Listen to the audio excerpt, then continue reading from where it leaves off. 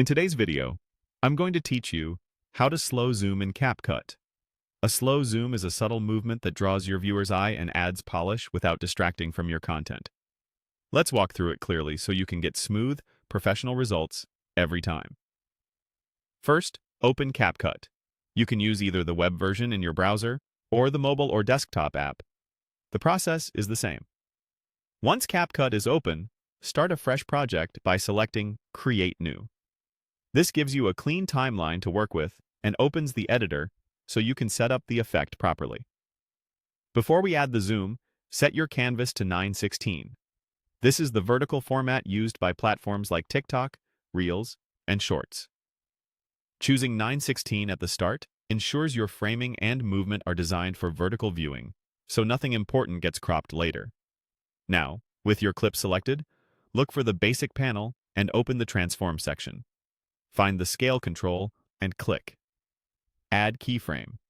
A keyframe tells CapCut, at this exact moment, keep the scale at this value. This first keyframe marks the starting point of your zoom and is usually placed near the beginning of the section where you want the movement to start. Next, move the playhead, the vertical line on your timeline, to the point where you want the zoom to finish. The distance between your first and second keyframe controls the speed. A longer distance equals a slower, smoother zoom. A shorter distance makes it faster.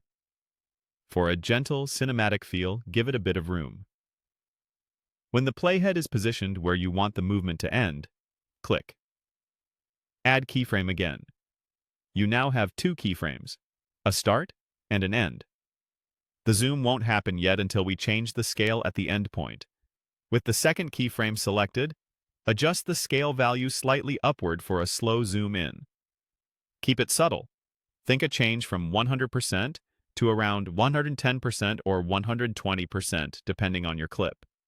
Small adjustments look more natural and help avoid noticeable pixelation on lower resolution footage.